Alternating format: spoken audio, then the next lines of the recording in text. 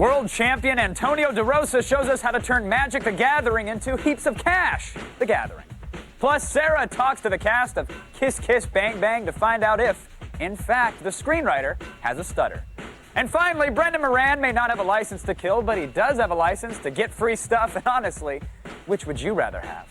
Now, we can't shower with a beautiful woman without wearing our jeans. We're Attack of the Show! Pick up on this.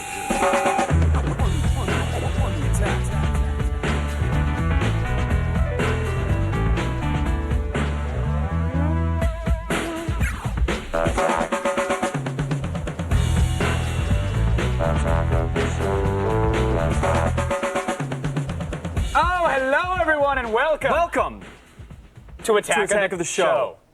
I'm Kevin Pereira. I'm Brendan Moran. And nobody's on the couch. All right, good. Right. Woo! It's just the two dudes. Boys not out. Sausage Fest. Wi-Fi All right, that one? Let's get it going. Wi-Fi? Done. Where is Sarah? Sarah is returning from the Harry Potter junket. Oh, little magic there. Talked to, yes, some very young, talented actors, no doubt. And probably saw the Is film. Hermione legal yet? I don't know. There should be a website regarding that. I'm though, sure don't there's you a think? countdown. I just got to find it. Oh. Hopefully it's in Java, too. Oh, well. Sick. Good weekend? Yeah. Yeah? Relaxing. Good to Watch hear. some baseball. Little drinking, little baseball? I don't know what you're talking about. Good. We were talking before the show, and we'll explain that later, maybe in the chat block. Let's get into some interesting stuff, shall we? Yes. Lots of big things happen over the weekend. We're not going to cover any of them. Instead, we're going to cover something that we've done many times. It's very old, but it's still new, and people are doing cool new things with it. It's called Garry's Mod. Now, do you remember the Garry's Mod at all for Half-Life? I'm not sure I was on that show that day. Okay, yes, so I here do. I am moving around. Okay. As you can see, someone obviously was playing Garry's Mod before the show and made something with a lot of balloons on it. But Garry's Mod is a little free add-on for Half-Life 2, where you can go and pose characters, create characters. So here you notice they've added a full GUI. They've had it for a while now, but it's just really fleshed out. So I can say, okay, I want to add the character Alex. Alex will pop into the game world somewhere, and then you can, here's somebody lying here from earlier. This is the old Doc. Let me grab him. So you just walk around and shoot and destroy new people. Well, yeah, I mean, you compose them. It's more for it's more for like twisted fantasy. It's more for type. necrophiliacs, Right, yes. good for you. But no, I mean, you can pose them in any way you want. see. You can easily rotate them now, which is very nice. So they've added, of course, the whole GUI and everything else. But the reason we're really showing this off today is to get into some of the cool artwork that people have made with them. And that is using crates, coloring them to make 8-bit pixel art. So if you take a look at this image here, looks like Sonic, right? Looks exactly like Sonic. Made in Garry's Mod with crates. Really? Each little square, if you look closely enough, is an actual pixel. This is a big field, and what's underneath there are the little crates. Absolutely. That's Giant impressive. field. Check Oh that my out. God. Little Samus action there, huh? Mm-hmm. And finally, just for the piece de resistance, a perfectly stacked There we go, Mario. How long would it take to do this? Now they're posting in the forums. They're saying, here's my image, and they're giving build times. I believe, like the Sonic one, for example, took 2 hours. So That's not that bad. That's not that bad. And these guys have nothing but free time to spare. Sure. So And why they don't not sleep, and so why the hell not make a Mario? Exactly. So there you have it. Okay. But I can imagine, Brendan, that building one of these would be very stressful. Good segue, Kevin. Ball on the tee. As we have here, the stress eraser. Ooh. Now I want you to try this out. Put your finger. It says insert your finger. Is this which one I'm of sure- those shocking things? No, it's not. All right. So stress eraser. It's supposed to reduce stress. What it does is it takes, I don't know if you knew this, but you have something called a vagus nerve. Oh. And apparently your finger can register that. What this does is picks up the vagus nerve, which tells what your pulse is It's doing. the one that likes blowing alcohol. Vegas? The nerve. Yes. Continue. It picks up the vagus nerve. No, it's not a breathalyzer. It's a stress reduction. All right, never Try and mind. follow me here. I was going off Vegas. I derailed. Oh, no. We It's derailed. spelled differently. Moving on. Anyway, so what you do is you put your finger down there, and Okay, there it you've caused a sensor error because you're pushing too hard. But Okay, if Kevin okay. was doing this the right way, what it does is you breathe according to where like a triangle shows up or a square shows up, and all this really does is it allows you to breathe normally. So it's a little wishy-washy. It's very there it new goes. agey. It doesn't actually reduce your stress. You reduce your stress There you go. by You can see it breathing. now. You can see it now. Okay, So it's you're kind of doing like better. a mini game. You breathe in until it'll, Yeah. you hear a beep, and you exhale. But the thing is, You got to pull the card before the triangle appears. Yeah, It's like a right. training You got to do tool. one of those. Yeah. Right. It's got a little water container down there. course. But you do it off points, and you're supposed to do it maybe like 30 points a day. But for every triangle is 30 points. The idea is that it's meant to help you breathe. $400. $400 for a breathing lesson. $400. If you got the money and you're very stressed, like Kevin here, Clearly. you know, Clearly. Go But get it's got a yourself a nice little stress bar eraser. graph now, though. That's kind of cool. Something going on there. I think you're a little too not stressed out. I think I actually was pretty relaxed. I'm pretty shocked. Look at that. Seasoned vet. Good job. Thank you. Appreciate that. Moving on. This is Giantology. It's a blog. It's a phenomenon. It's a viral marketing campaign. Some of you may have seen this video surfing around the net a while back. Let's play a little clip of it. Now, we didn't play it for various reasons. One of them was that it might have been from a real newscast, and there's permissions and yada yada. But it looked like the tsunami. It looks very fake. Could have, well, yes. Very fake in the sense that you're like, oh, a giant creature, this couldn't exist. It would be everywhere. That's what I mean. But the quality of the video I thought was actually pretty good. I thought that, the CG, if you will, was That's good. true. That looked pretty real. You want to believe there's a giant somewhere. I definitely do. So that video came out. Now, recently, I think it was even as of this Friday, this blog, this Giantology.typepad.com, they updated with another video from explorers in Siberia. Okay, so that's the ruse. It takes you to another web page, which looks like an amateur explorer web page. Got some images of some dudes hanging out, being dudes inside of a bubble, some sort. And now let me load the video. This is them in Siberia. There they are. They're drilling. They're excavating something. Not sure what, Brendan. Could be anything. Fast forward a little bit. Yeah. Hold on. No, it's shaky cam. It's too shaky, though. And that's the thing. Like it's a little. It looks too good. It's too professionally amateur. Thank you. Including like the ugly font at the top. Right. But there's some hair. But they've got a helicopter. They're in icy areas. But look at that right there. Boom. Stop. That is clearly one of the beasties from Wanda and the Colossus. Or Shadow of the Colossus now, if you will. And that's really what we think this is and what everybody else kind of has concluded that this is. This is all a big viral marketing campaign for Shadow of the Colossus. So I'm being marketed to? Yes, but not blatantly. And that's what's brilliant about it. And that's why it's worth talking about and showing off. That the blog is very well done. It looks just like any other regular blog. They've got like this average Joe dude who's like talking about giant things. They link to videos that don't have any Sony logos or Shadow logos anywhere. It's very tastefully done. So at what point then does this become an actual advertisement for the game? You know what I mean? It's probably so cool because they're actually mentioning it, but when does it pay off? That's the thing with viral marketing. You never really know. Like, people still think Geek Fantasies is fake. They think we had nothing to do with that. So, but we're talking about it. We did that? No, we're talking. Yeah, we did Geek Fantasies. But we're talking about the Shadow of the Colossus viral campaign now, so clearly they're getting their money's worth. Okay. Maybe it wasn't worth renting the helicopter for the weekend, but you've won, Sony. Congratulations. Today, Brendan and I have decided to take some career counseling. That's going to be a great idea. Yeah, well, we're going to take calls for it, and we'll counsel you, the unmotivated masses out there. All right, call us. We'll up your annual salary by 20 grand guaranteed. That's, we're guaranteeing that? Guaranteeing it. Okay. The number is 800-839-7880. Of course, you can email us through our web form at attackoftheshow.com/askus. And you can chat with us, too, in our very own IRC chat room. Go to chat.g4tv.com, and that 20 grand thing, not guaranteed. Slow down. We need a break. And you know what? You need a break. So this really works out for everybody. But bum shopping, it's a bit more one-sided. We have some more makeover results next. Plus, Sarah finds out if Kiss Kiss Bang Bang lives up to its advertising. But before all that, you know the talk about the idiotic Jack Thompson cases and the questionable Apple lawsuits. You know, we talk about this stuff all the time. But it still amazes me that they keep occurring. It's sad, really. Hello, my name is Jack Dickinson, and I say there's nothing frivolous about justice. Have you been lured in by Apple's implied promise that the iPod Nano is indestructible, only to find that it can be scratched? Or are you one of the unfortunate hundreds who suffer from the tangle? How many hours of quality music listening to time have you wasted because your convenient portable device looks like this? But I won't stop there. I, Jack Dickinson, was the first to bring to light the horrifying condition known as Potter's Thumb. These people don't need your pity. They need help and a hefty cash reward. If you or someone you love has suffered these afflictions at the hands of Big Apple and demand justice, then call now. I, personally, answer each and every phone call. Barring that, I have a really funny outgoing message. You'll love it. Jack Dickinson, because I'm a lawyer. Apparently, Val Kilmer has a bit of an attitude problem, and Robert Downey Jr. had an alleged drug problem. So putting them together is bound to stir up trouble. Sarah applies lipstick and loads her .38 in preparation for Kiss Kiss Bang Bang.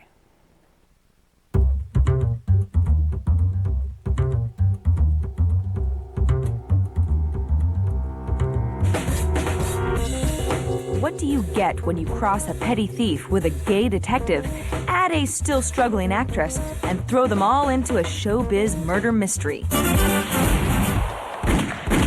Robert Downey Jr., in a case of mistaken identity, ends up getting detective lessons from a well-known crime solver. Good evening, gentlemen. Hi, we are so incredibly lost. Then, of course, there's this beautiful girl. You know where I'm going with this. Wait, whoa, what? Now, Val Kilmer hasn't been in a comedy since Real Genius? And Robert Downey Jr., well, he's certainly been around the block. We both came to this with a lot to gain and a lot to lose. And it's just so nice to not be like, leaving Vegas empty-handed as usual. But it's a first ever leading role for Michelle Monaghan, a character she really knew. She's 34 years old. She's still trying to act. She still thinks she's going to be a star. And you know what? I'm going to be 34 years old, and I'm going to still be trying to act as well. Michelle Monaghan's character is very accurate. She's a girl who's got a great spirit, a great ready laugh, but kind of getting to the point where she pretty much knows it's not going to work out. It's a cutthroat entertainment business, and Kiss Kiss Bang Bang takes advantage of the fact that, well, LA is just really easy to make fun of. See, this is what I'm talking about. Old school method. Get me Gay Perry on the phone. If you can't be self-deprecating about your own home of choice, I mean, God, better than that than, like, going somewhere else and saying, "In this place, a joke," and then when you're done shooting, they, like, tar and feather you or something. Do you see that in the thing? Can you... Ow! What were you thinking? And for a relative newcomer working among seasoned actors, how could it get any better? Leonardo DiCaprio. Come on, I'm just setting the bar so high for myself. What is it about that guy and hot chicks? And speaking of hot chicks, there might be more of this whole funny guy thing in the Lizard King's future. I've never really done a romantic comedy or just a straight romance one, but I'd like to do some love stories. A lot of actresses I'd like to work with. You know what the movies say, Val. Anything's possible in LA.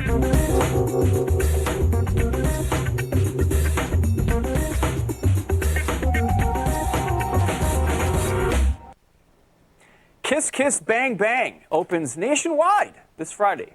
It's a wide opening. Good to see Robert Downey Jr. back on the horse. Totally. Or off the horse. Off the... whatever. Now, you loved it so much, we just had to bring it back. We dole out more extreme homeless makeovers with something we call bum shopping. Huh? We need a bum shopping graphic. We do. You want to do a tap dance routine? Bum shopping and us. All right. Today, we're using Photoshop's extract filter to give our bums something to smile about. We're turning frowns upside down, Brendan. What? Don't they have enough to software. smile about? I mean, clearly. Think about it. You didn't have to come to work all day? Oh, it'd be amazing. Smile ear to ear. Strolling in at 3:30 to do the show from 4 to 5 is such a hassle every day. So let's bum shop, shall we? Okay. Here it is. Look at this fine young gentleman here on the old 3rd Street Promenade. I think that's a woman. Alrighty, that explains why it's in the bum shopping segment. So, we go to filter and we hit extract. Okay? What we're going to do is yank our bum out of this photo and put it in another one. Now, the reason we're doing this is we're using the extract tool, which is something newer to Photoshop, especially to CS.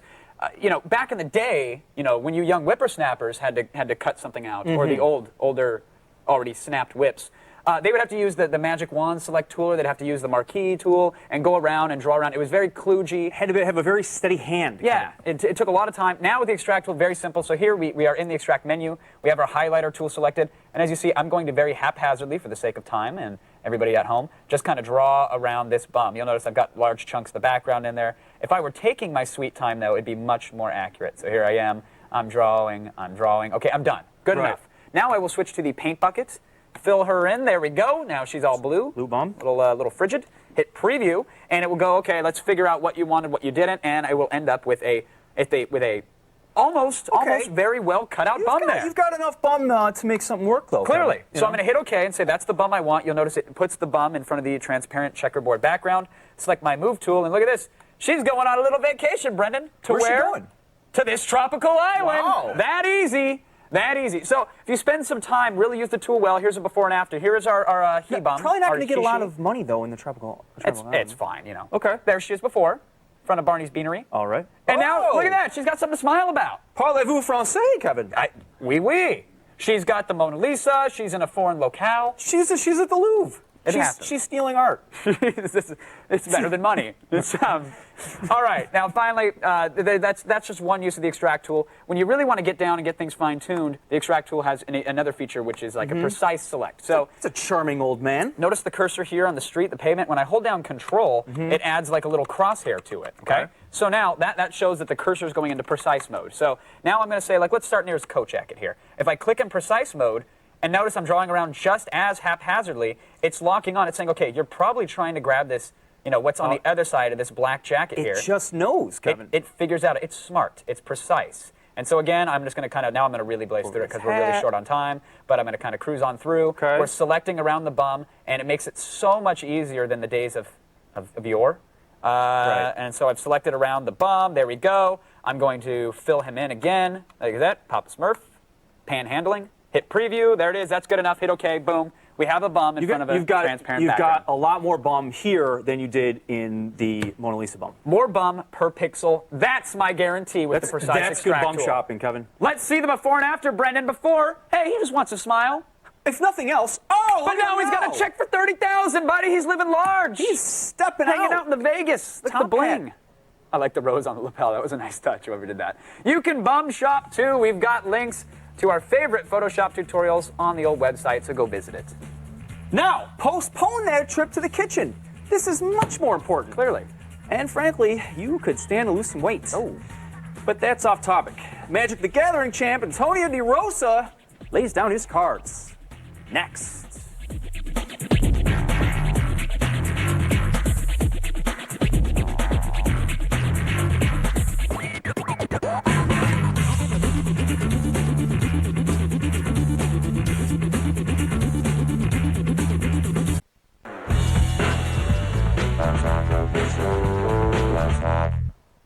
Antonio DeRosa turned a hobby into a lucrative career when he became the U.S. Magic the Gathering champion, proving once again that guidance counselors don't know what the hell they're talking about. Antonio, welcome to the show. Thanks for coming on. Oh, my pleasure. Professional Magic the Gathering player.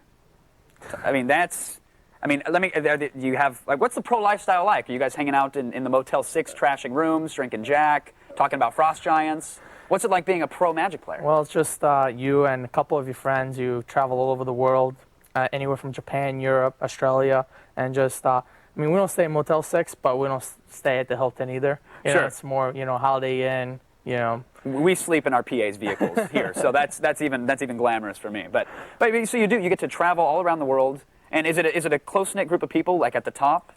In the Ivory Tower, where you're staying, looking down on the rest of the Magic Gathering players? There's a bunch of different groups. Most people are, they practice and travel with people from their own countries. A country like America, we usually travel, in our own personal groups. Of course. Other countries don't deserve to even be looked at in the eye. Is there like rivalries? Is it like USA, people chanting and Stars and Stripes? At the World Championships is more or less like that. Right. Everyone's cheering on for their favorite country, and we're just there to represent America and hopefully try to win. Now I heard that you dog-eared somebody from Argentina. You actually bent their card. Is that true? Yeah, sometimes we do that. All right, good. It happens. I mean, is that like a gang rumble in the Magic the Gathering world, like taking a box fan and blowing cards off the table? Or? No, we don't do that, but we do ridicule the people not as good as us. Of course, as you should. That's what it's all about. Now, you also have to train for this, I'm told. And I think of like a training montage. That sounds interesting, egg whites and marching up steps. But for a Magic the Gathering, what's a training session like? Yeah, the only exercise I ever done was more or less, walk into the fridge during commercial breaks. There you go. But, you and our audience have a lot in common. But it's basically you just, you practice either through the computer or just, play with your friends at home. But most of the practice I do is more or less on the computer playing with friends. I live in California, they live in New Jersey, that type of stuff. Sure. So now there's a big tournament coming up this Saturday, I'm told. Tell me about it. There's a Pro Tour in Los Angeles. There's over $200,000 in prizes. First place is $30,000. It's tough competition. There's going to be pretty much 300 people from all over the world. It's an invite-only tournament, so it's not like you can. I didn't get the e-bite, so I knew nothing about it. But just it's tough grind, It's just. Are there spectators at a Magic the Gathering tournament? There's probably 200 to 300 people who just come that they want to watch their favorite pros playing. They come for the sounds of the shuffle and the smell of the ink, and that's about it. They kind of set it up nice. They put stages out, and people can gather around. They give them microphones that can listen in. Commentators, kind of like sports maybe, but not like that. Sure, but not athletic. Yeah. Yeah. Now I went through. Now I'm new to the Magic the Gathering realm, so I picked out a card that I figured this one would be an ace up my sleeve if I whip this out at any event. You tell me. This is the mountain card. Yep. Basically, the mountains used. That's a land type. I mean, that's a big mountain. Yeah. This would crush an opponent in a game? Not really. It would just help you to play your bigger and stronger cards. Not a good one. All right, what do you have? Can you introduce me? I'm a noob to the Magic the Gathering. So. Basically, what's this guy here? This is it's a creature. It's called Enormous Balaf, and he's basically use that that creature to knock your opponent's score from 20 to 0. And wow. So basically, your opponent has creatures and you have creatures, and they're battling it out in this field, and And you have to. I'm told you have to tap the card. Yeah. Which is turning it sideways. Yeah, which means it's being used that turn. Gotcha. That's all it really means. And Magic players probably aren't tapping much else than cards. Yeah, that's true. Just the Enormous Balaf, more or less. Gotcha. No, I'm kidding. Love the game, but what I love even more, and this is one I wish I could use in regulation play. This is. Antonio, what is this in my hand here? That's basically there are these. Yeah, there it is. Yeah, they're basically these baseball cards that Wizards wanted to put in their starter decks and booster packs. Just kind of validate what being a pro Magic player really is. Sure. So there's a lot of money in the game, and they want to show other people that if you do this, you can win some money on doing it. And now, is this your full-time gig now? Is this what you're doing? I did that till about a month ago. Just pretty much paid my way through college, only played Magic for a living, but I just got a job, time to settle down and something more stable. Sure. Now, you've been playing Magic the Gathering for over 6 years, I'm told. Yep. Now, has it gotten old? Is it constantly new whenever they release new expansions? Is no game ever the same? How does it work for you? Yeah, Magic is so great because this game, you have these 60 cards in a deck, and every time it's like you randomly draw a combination of cards, and your opponent randomly draws a combination of cards. So the games are always different. That's what's so much fun about it. You play a game of Risk, Monopoly. Sometimes after you do X amount of combinations of strategies, right. Then it gets old. You get it. You've landed on Boardwalk. You know exactly how much the hotel costs. Yep. Done. So Magic is cool because you get to every game's different. Very nice. Antonio, thank you so much for coming on. My pleasure. Best of luck on the next tournament. The next Magic Pro Tour stop, again, it's this weekend right here in Los Angeles. So for more info on Antonio and the Magic the Gathering Pro Tour, visit attackoftheshow.com. Now, I'm going to tap my very effective Sit Your Ass Down card because the feed has a thing or two to tug on your coat about, and Brendan will protect his cubicle from international espionage. Oh, but wait! Before that, let's take a moment to make sure we're all fully aware of our rights. Hello, America. I'm Jack Dickinson, and I say, order in the court my lily-white ass, because as we speak, millions of people are being harassed, and a small fraction of those people are being harassed on the internet. Have you been unrightfully slammed by a forum troll for simply expressing an opinion? Have you been the victim of a photoshopped image that implies you have a facial hairstyle different than the one you actually have? Or have charitable donations been made in your name to make good on a $10,000 pledge you made once but then backed out on when someone actually took you up on it? Well, I can help. I will, as they say, pwn those responsible. No longer live in fear that logging onto the internet means logging onto rudeness and snark. I won't have it, the courts won't have it, and your mom won't have it. Jack Dickinson, because I'm a lawyer. Welcome back to the show. We'll stop with the Pig Latin, okay? Still on the way, we spent almost an hour in the depths of Quake 4. But now, he's a world-class secret agent. The kind of man every guy wants to be, every girl wants to nail, and one guy out of every 10 wants to be and nail. He's Agent 000, and he's me.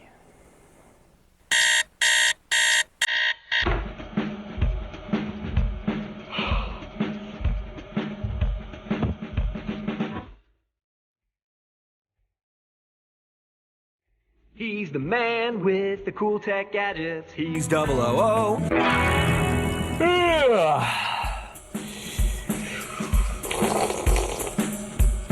Oh, that's good. Cheerio, 000! Top of the morning to ya! Just whatever. Well, I've got some great gadgets to show ya! Cool.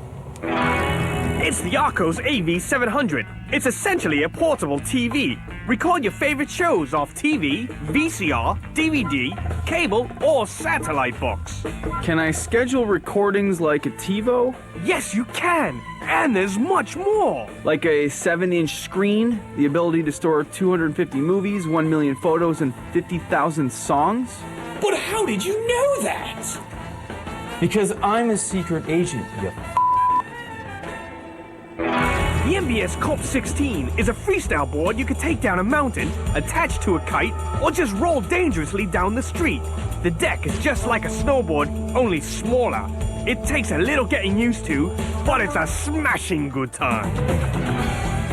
Look at how small the camera is. Look at it. It's got 8 megapixels crammed in there. The Damage X has a 2.5-inch LCD screen and 3 times optical zoom lens that doesn't protrude from the body of the camera. Shocking Liar is a device that detects someone who's lying. Essentially, you just put your hands in the middle here, and if your blood pressure races anymore, it knows you're lying, and it shocks you. It's very good for interrogations. Who sent you? I don't know what you're talking about. It was Lopez, wasn't it? Where are the drugs, Gonzalez? You cheated on that 8th grade spelling test, didn't you? I gave up! Didn't you?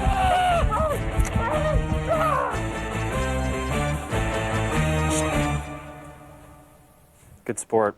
If you want to know more about these fine products, check the show notes for prices and so forth. And now, here's special correspondent Kevin Pereira with the feed. I'm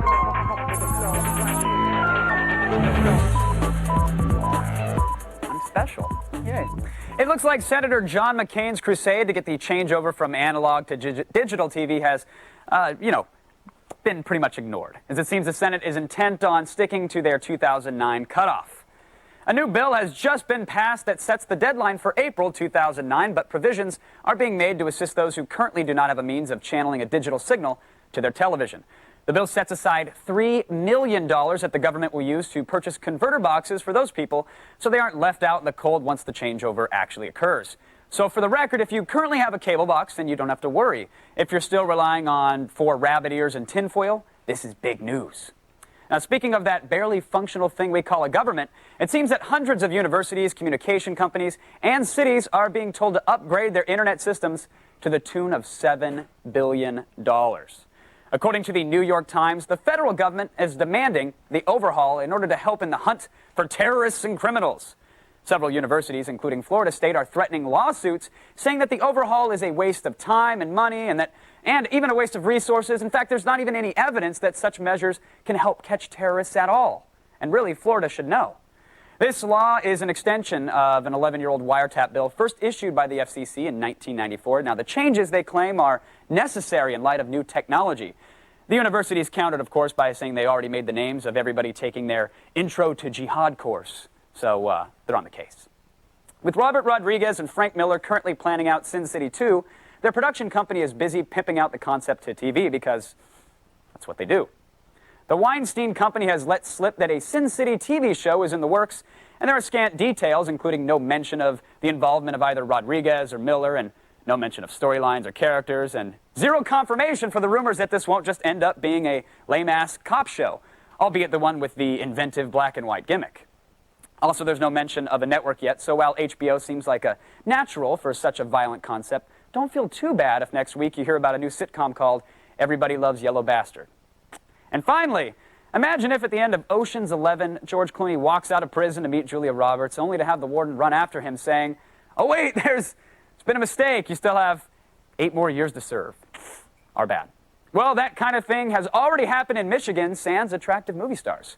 A computer glitch led to the accidental extension of several prisoners' sentences and the accidental early release of several others. Some cons were set free up to 161 days earlier than they should have been, and you could easily spot those guys. They were the ones who left inmate-shaped dust clouds in their wake. Michigan State Assemblyman Rick Jones was quoted as saying he was glad that the prisoners that were released early were only being held on check fraud and drug charges, At least they weren't murderers, right? This was, of course, no consolation, however, for the guys in the drunk tank that were now serving 99 to life. That's the feed. You can thank me later.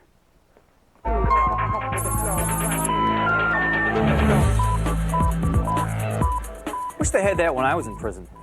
What? The feed? Yeah, no, the ability to get out early. Oh, Like yeah. computer glitch. It's You know a what I nice mean? perk. Yeah, really? Try the Monopoly card trick. Thank you. Yeah. Take some calls. Do it. Who we have? Joshua on the phone from Pocket. Joshua, tell me, where are you from? Packet, Newfoundland. Packet, Newfoundland. Newfoundland. That's another Are we country. on in Newfoundland? I guess so. Really? Career advice, Joshua. Shoot. Yeah. I'm in grade 12, and I was wondering maybe, should I pursue medical school or become an Attack of the Show intern? It's tough. That is tough. I don't think it's tough at all. I think it's pretty obvious. Attack of the Show interns pay roughly about what a starting medical surgeon pays, and I think the benefits are actually probably better. Once you get in the union, you're set for life. So send me your resume, Joshua. I'll make sure we, get you all due consideration. I agree. You know? Good answer. Thank you. You should be a guidance counselor. I am. That's why I do this for a living. Who's up next, Brennan? Vic joins us on the phone from Cumberland, Maryland. What's up, Vic? Not much. How you guys doing? All right. Hanging out? Cool. My question is this. I have about 3 years of art experience, art being paintings and whatnot. Okay. Should I go into graphic design or no? Are you any good? Pretty good, I think. A lot of people like my work. All right. To do what, though? I mean, that's the thing. Like, what do you want to do? You want to design for the web? You want to design for television? Like movies, like the stuff you see on Final Fantasy Advent Children. Yeah, movies are a dying breed. I think movies are not the way to go. You know, I think you're probably better off just hitting up your local Department of Traffic and maybe drawing, children crossing signs and so forth. I think really transportation industry is where we want to be. Stable job. Yeah. Something. I mean, really, what we're advising everybody. We've talked to the folks at DigiPen. We've talked to Academy of Arts, a couple schools. Is really, bum shopping is where all the new media is going to go. Of course. I mean, it's After Effects work. Let's put them live action. Bum shopping. I think you should just go out and start taking pictures of bums and seeing what happens from there. Yeah. Graphic design's good. If you're any good at it, stick to it. Matthew joins us on the phone from Ma Bank, Texas. Yeah, but that's Maybank, Texas. Maybank, there you go. Whereabouts in Texas is that, buddy? Oh, that's East Texas, back with all the Hicks. I live in the country. Yeah. Poor me.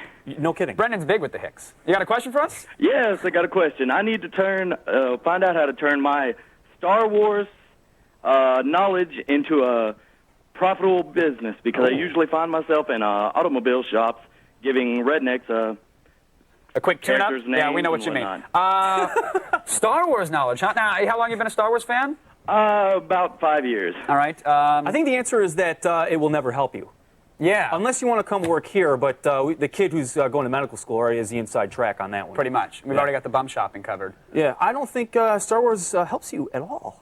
Oh, it can. You could fan fiction. You could work at a convention, Star Wars Con. Answer questions. Yeah. Sure. He's screwed. No, he's screwed. Yeah. Sorry. Now, when we return, we'll attempt the impossible. Gems of the internet. Sans Sarah Lane. Can we even get away with that? I'll have to see. Okay, stick around.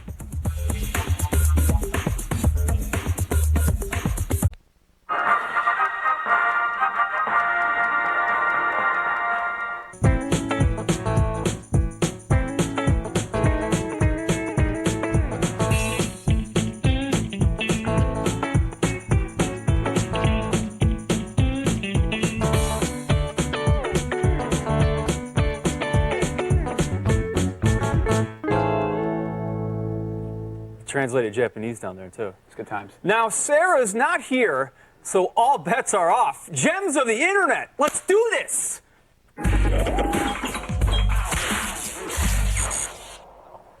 Good You ready, Kevin? Yeah. Let's start off with some 30,000 calorie sandwich. This is from SpartanTailgate.com. Apparently they like their sandwiches down in Michigan State. Oh, wow. It's got the ingredients here: fried mushrooms, 4 to 50 calories, bacon, 990, blah, blah, blah, blah. Nice. Check out the sandwich. Whoa! Look at this thing. Whoa! Somebody actually ate that, supposedly, by himself. I think that's his big fat hand over here. Yeah, He's got the onion rings happening. Here's more of the sandwich. Apparently it weighs about almost 6.5 pounds. Wow. As well. That's impressive. That's a good Saturday. Too bad Michigan State not having the best year. Yeah, not having it. Not having it. Good gem. I like it. Big sandwich. I like it. It'd be funnier if there was a guy with the football helmet eating it, but it's all right. Just trying to shove it through the guy from the beer barrel? Yeah. Okay. Yeah. Professional eater. You hear that, Michigan State kids? Next time. Next, Kevin, we're moving on to Crazy Heads. This is actually pretty cool. Can you imagine seeing a family on the right here on the ski acid? slopes? Like what's going on yeah, there? that too. But this is apparently their hats, for winter wear, skiing and so forth. But they're also cute little animals. See, we got down here. We've got Benny they're the helmets. Bandit. Well, they're hats. But they're helmets. Like you're supposed to like wear that. Like I guess like snowboarding maybe or something. Yeah. I mean, but they're hats. That would be You can wear awesome. this to and from the office as well. But you've got a Lexi the lion. My favorite, Mo the monkey. Oh, look at the little monkey helmet. Monkey head. That's cute. I thought this might work maybe next time you're going out with the kids. Could. Could dress them all up. It's a protective low budget furry. When you're riding the Huffy, wear the monkey helmet. What if you had your furry costume and then you put one of these things on top of it too? That's double bagging, as we call it in the industry, but that's okay. Go for it. It's gross. Don't worry about it. Moving on. Third gem. Come on, Brandon, you're good. This is good. This is funny in a very sick sort of way. It's a safety square. These are my favorite. And what it is they're protective helmets and masks for children. When the nerve gas is actually set free. There's one. That kid there's a couple hates his different parents. other Look ones. at it in his face. He looks pretty sharp. You can see the hate in his eyes. We've got a small that kid too. Look at him. child scape hood. He's about to designed to snap. protect chemical, biological, radiological, and nuclear inhalation particulates. Dude, you put your kid in a Ziploc bag, he's the one releasing the sarin gas in 10 years. It's comfort and it's at a good price. What is this? Wait, infant protective wrap? Yes, this is probably something you're going to want to invest. Israeli gas mask. I don't know what that says about the state of affairs in Israel right now. But wow. I know. All right. So there's a lot to choose from here.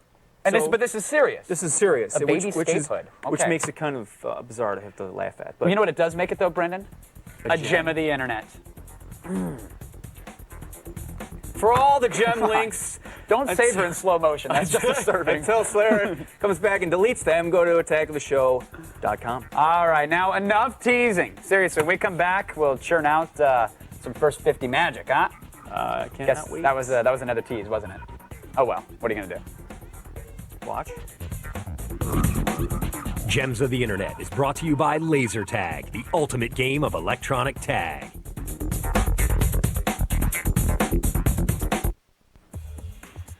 On the next attack of the show, Project Offset marries the first-person shooter and the role-playing game in a surprisingly pretty ceremony. Plus, look, it was way too much work to keep Sarah sober during the show, so to hell with it. Tune in for the debut of The Lush. And if you thought last week's DV Tuesday took care of your Batman needs, think again, because we have, well, more Batman DVDs. That's the next attack of the show, for crying out loud. What do you say we cut through all of this BS and just get right down to the first 50?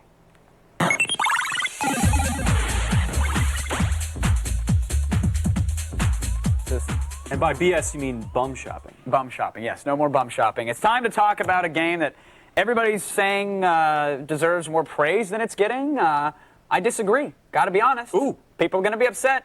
It's Quake 4. Quake Quattro in Espanol.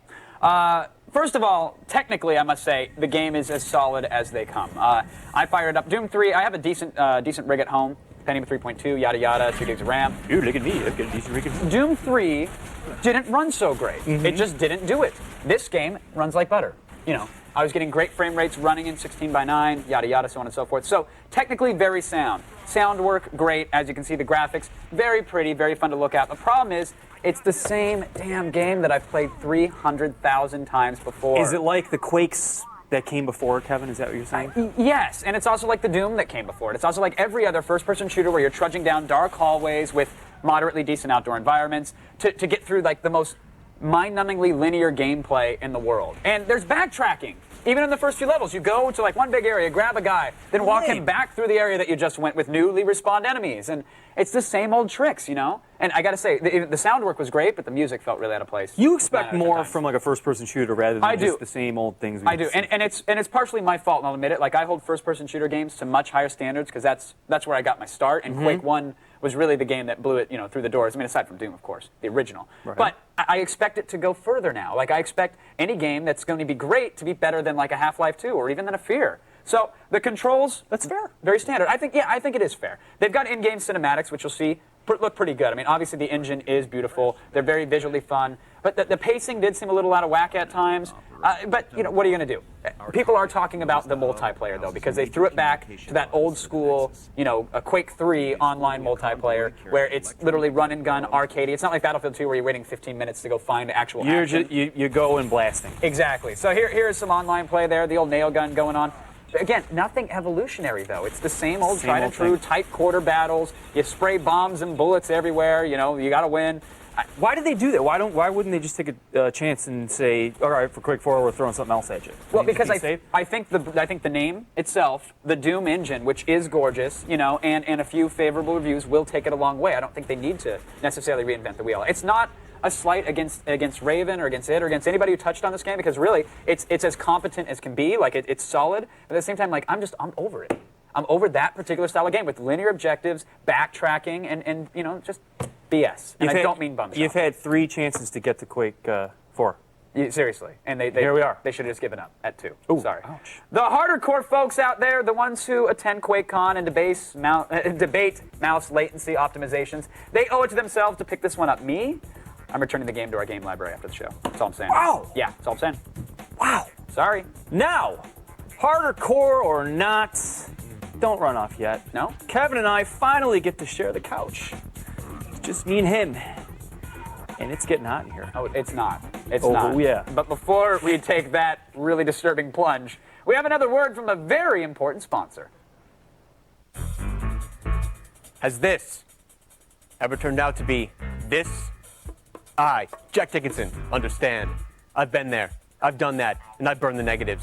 But you don't have to anymore, because we're taking MySpace to task, and we're going to stop the lies. Have you been suckered in by the 3/4 perspective photo? How about the blown-out contrast photo? Has an underlit party pic led you to believe that she's Charlize Theron, when in fact she's Charles Bronson? Have you found yourself powerless before gratuitous boob shot, even though you know it means nothing more than fat chick? Well, I, Jack Dickinson, will stop it all. By the time I'm finished, my space will be your space, because once I get going, I can't be stopped. Contempt of court? Contempt of Jack Dickinson, you mean? Jack Dickinson, because I'm a lawyer. Now, if you like funny accents and things that explode, check out Brainiac tonight at midnight Eastern, 9 Pacific, as part of our late night block, the old barbed wire biscuit. Tasty and bloody. Brainiac is the barbed wire biscuit show that pretends to have some educational value, so tune in, nod your head like you're learning something, and then giggle like a fool whenever they bring on a midget or something. Once again, it's Brainiac tonight at midnight Eastern, 9 Pacific. But now, crazy Brits, it's time for the IRC chat room, Brendan. I'm ready. What do we got? Let's do it. Master Blaster asks, does Kevin ever think he will surpass Tom with friends on MySpace? Yes. I'd throw down the gauntlet right now. How many does he have? Tens of thousands. Yeah, tens of thousands or something like that. I'm at least over 5,000 now. So really? Are you really? It's only a matter of time. Yes. Am I on there? I don't think you are. You should make one. I'm sure someone made one for my faux hawk, so I'm sure you're on there. It's just not you. Okay. Next question. Ice Swarm asks, I just spit everywhere. That's great. What are the host's favorite viral marketing campagives? Well, there's that one right there, because now I know I've got herpes. There was one by Audie, which was really good. I'll give you more than that if you keep Stop it, no. Oh, dark place, real fast. Audi did one very cool where they actually staged like a car break. They had like a car drive through some glass, like people were stealing the car. And there was one for the 360 recently, I think it was in Europe, where they had, for Perfect Dark Zero, Joanna Dark's apartment. And if you like solve the clues, you could go to her apartment. It was an actual place made to look like Joanna Dark lived there, and you could play the 360 games early, which is pretty sweet. Pretty cool. Good stuff. If you have a favorite? If you're into that thing. Favorite viral marketing one? No, I don't. Other than the one Val Bob Trex took you on? X14 asks, what kind of drum kit does Kevin play at home? I have a set of V-Drum Pros that I bought when I was like 15, and they're just chilling. There's sometimes dirty laundry hangs on them, other times I jam on them. Double bass. Show's over. Now I know. She is over. Thanks to our guest, Antonio D. Rosa. Computers on Attack of the Show provided by Intel. Game on. Power up. Take control with the Intel Pentium Processor Extreme Edition.